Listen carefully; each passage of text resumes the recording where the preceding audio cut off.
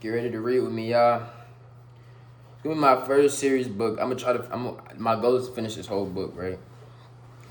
So this is gonna be my way of finishing books. I always start books and not finish them. I actually finished this book, but I got two other books that I want to read. Both of them I started, but I never finished completely both of them, right? And they're actually really good books, and I think that y'all gonna like them. But my first book I'm gonna start with is As a Man Thinketh, okay? So this is written by James Allen, and it includes the Mastery of Destiny.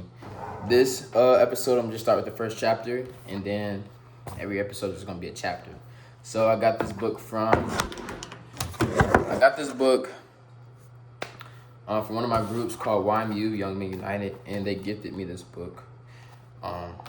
Very great book. I actually finished the book, and I'm just gonna read it, first chapter, to y'all. Hopefully y'all gain some insights and learn something from this book. So without further ado, let's go ahead and get into it. So first chapter is called Thought and Character.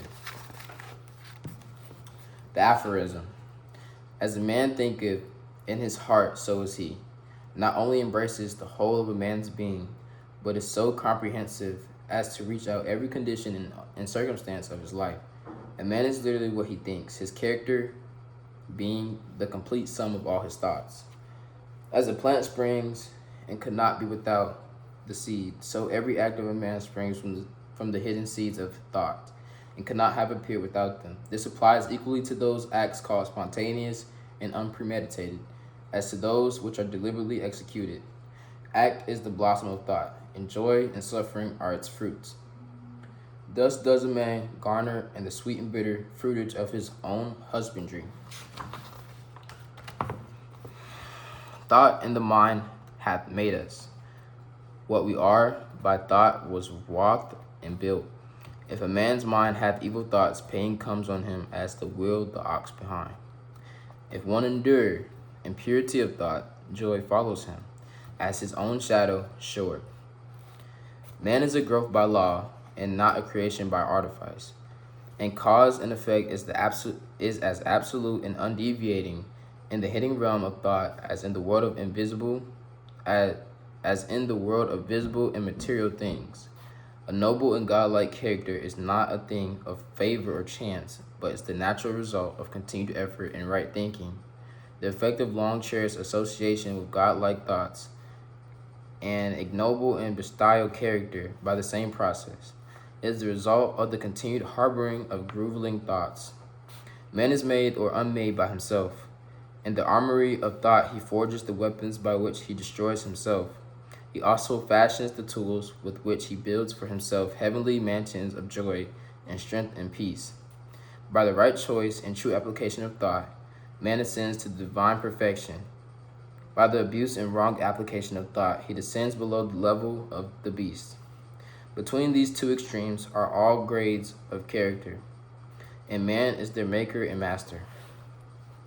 Of all the beautiful truths pertaining to the soul which have been restored and brought to light in this age, none is more gladdening or fruitful of divine promise and confidence than this, that man is the master of thought, the molder of character, and the maker and shaper of condition, environment, and destiny. As a being of power, intelligence, and love, and the lord of his own thoughts, man holds the key to every situation, and contains within himself that transforming and regenerative agency by which he makes himself what he wills. Man is always the master, even in his weaker and most abandoned state. But in his weakness and degradation, he is the foolish master who misgoverns his household. When he begins to reflect upon his condition and to search diligently for the law upon which his being is established, he then becomes the wise master, directing his energies with intelligence and fashioning his thoughts to fruitful issues.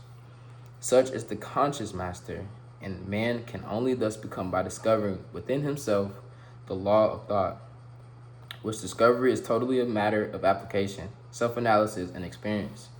Only by much searching and mining are gold and diamonds obtained, and man can find every truth connected with his being, if he would dig deep into the mind of his soul and that he is the maker of his character, the molder of his life, and the builder of his destiny. He may unearningly prove if he will watch, control, and alter his thoughts, tracing effects upon himself, upon others, and upon his life and circumstances, linking cause and effect by patience, practice, and investigation, and utilizing every experience, even to the most trivial everyday occurrence, as a means of obtaining that knowledge of himself which is understanding, wisdom, and power.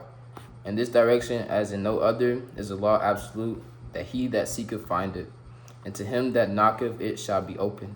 For only by patience, practice, and ceaseless importunity can a man enter the door of the temple of knowledge.